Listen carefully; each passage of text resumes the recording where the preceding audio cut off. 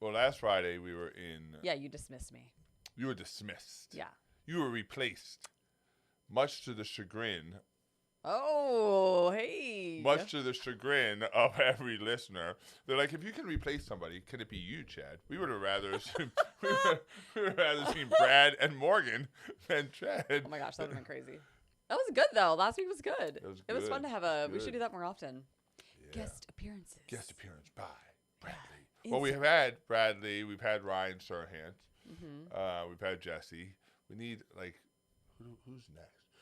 Who should our next Friday special guest be? All right, listen. You ready to rock and roll? I'm ready. I've had a good week. Houston, Mm-hmm. Houston, Texas, the hottest place in the world. I swear, the most humid place in the world. Yeah. All right, listen. We got stuff to do. Stop horsing around. Stop horsing. Wait, what did you say? Why do they call it horsing around? Oh, rumpus time is over. Why do they call it horsing around? Where did that come from? Stop horsing around comes from horseplay, a term from the 1500s meaning rough, rowdy behavior, like young horses kicking and running wild. By the early 1900s, Americans said horse around to mean goof off.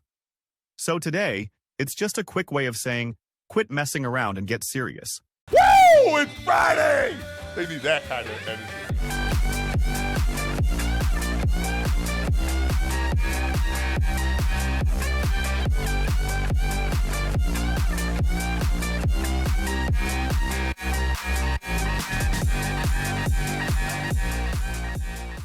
All right, so recently we've been talking a lot about prospecting. Prospecting. And how us as sales professionals are getting leads. Yeah, he just said it last week. The more hands you shake, the more money you make. Where does money grow? In other people's pockets. You got to meet 5 new people every day, 10 new people every day. Yes. Okay, so we've been talking about how it's not the company's responsibility to deliver these leads, right? No, that's a mindset we should have, that it is not the company's responsibility, because it's not somebody else's responsibility to make me successful. My kids once said to my wife, they said, Dad, it's your job to make Mom happy. I said, no, that's not my job. It's your mother's job to make her happy. It's my job to add to her happiness. And it's the same way. It's not your company's job to make you successful. It's your company's job to add to your success. Great point. And so it's, we can't give the control to our companies to manufacture those prospects for us, right? Yeah. So we want control over that. Okay, but what about people that are thinking about that it's the company's responsibility? If the mindset is the company is going to deliver me leads, they should all be A leads. Yeah. That's not the case, It's right? not. I'm not obtuse to the fact that the company bears some responsibility, that they're going to drive marketing. We spend marketing dollars. But here's where it gets crazy, because the company says, all right, I'm going to deliver you leads. Now, what the salespeople want, and what I hear this all the time, say, well, they're not good leads. Which makes me want to go back to the movie Glengarry Glen Ross. The leads are weak. The leads are weak. The leads are weak. You're weak. It's not the company's responsibility to deliver leads, but then they do deliver leads, and salespeople say, well, we need A leads. Mm-hmm. And I'm like, all right, well, explain to me what an A lead is. A ready, willing, and able buyer. So you want the company to go find you. Think about, one, how they could find a ready, willing, and able buyer. Where would they find that? And how much it would cost to get it. So this is what you want the company to do. I want you to get me a ready, willing, and able buyer. I want you to find it. I want you to deliver it to my front door.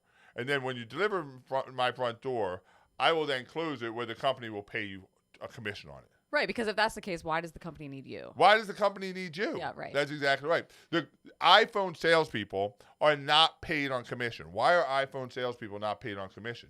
Because anybody walking through the door when the launch of the iPhone or with an iPhone, they're ready, willing, and able to buy it. They're walking in with the intention to buy it.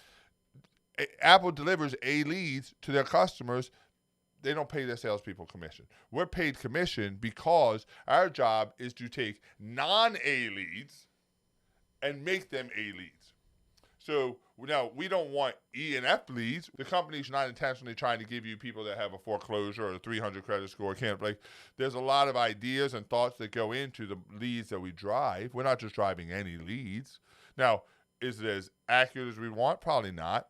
But if we have C, B leads, our job is to take those C leads, make them B leads, make the B leads A leads. How do we do that? Well, first, what we do is we, one, understand that what we're trying to do when we meet somebody is to gain that originator position, gain that control, that pilot position. What we're going to do is we're going to ask them questions. We're going to do great exploration, not education. We don't find out what type of leads they are by educating. We find out what kind of leads they are by exploring. So we're asking great discovery or exploration questions, and we're deciding what type of lead this is. If it's a C lead, this person has just started looking. They haven't been pre-qualified.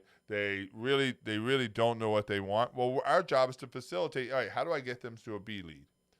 How do I get them B lead? And how do I get that B lead? Somebody that's qualified, somebody that is on the fence, been looking at it. How do I get them to an A lead? Well, that's all through our sales process and our discovery. The second thing is like how you're quantifying these leads. How do you decide what an A lead is, what a B lead is, what a C lead is? To me, we should qualify these leads by what their actions tell us. So if somebody comes in through the model home door, somebody walks in or picks up the phone and gets on the phone with a sales representative. If right then and there, that tells us that they have taken action. They're at least somewhat viable lead because they have taken action. Now, that doesn't mean they're viable for us. That doesn't mean that this community is the community for them, but they've taken action, which means they're viable. Which means to me, they're already a C+ lead. Now I'm going to ask questions. Hey, tell me, who else have you seen? What else have you looked at? I'm asking questions to find out what their actions tell us. If they've seen 3 other people, if they have a realtor, if they've taken actions towards making a decision, they move up to a B lead. Now they're a B lead. There's a lot of B leads. This is where we struggle. I think most of our funnel is stuck with B leads that we were unable to get to an A lead. Well, how do we do that? We ask them to take action. So if you meet with somebody and you don't close them, are you able to get a next actionable step? So there's 4 levels of communication. First is face-to-face. Second is video-to-video. Third is voice-to-voice. And fourth is words-to-words. All right, so remember that. Those are 4 things. You see them on the screen here. Okay, so at the end of the first appointment, we haven't closed them on a sale. We need to close them on a clear, agreed-upon, actionable next step. It can. The salesperson says, hey, let's book an appointment for you to come back 3 o'clock on Tuesday. I'm going to go ahead and send you a calendar invite. If that person accepts the calendar invite and they're willing to give up time to get back in the car, drive back out here, meet with me again, that is an A lead. Because they're taking the most amount of action besides buying the house. They're committing to another actionable step face-to-face. If they won't commit to a face-to-face and I lower the actionable threshold, and I say, let's set up a phone call for 3 o'clock on Tuesday, and they accept. Well, it's not an A lead, but it's a B lead if they accept it. They've taken the second actionable step. If they won't follow either one of these leads, they won't set an actionable step, you don't have a prospect. We bet to see where they are by their actions. Are they taking actions to move forward? Our job is just to keep moving them up. If I take somebody who's only a phone call, can I get them back to a face-to-face? If I take face-to-face, can I get them to this? Just keep moving them up through the courses of communication. That tells you the better lead. The quality of your salesmanship isn't determined by first appointments. The quality of your salesmanship is determined by second appointments. Because the first appointment, the marketing brought you. Right? This is ones you didn't self-generate. This is what we're talking about. So the first one marketing brought you, just because you got them once has nothing to do with you again. But if you're a great sales professional, you can get them back a second time. If somebody gives you time a second time, that's fully on you. So judge the rating of the prospect based on the actions the buyer takes with you.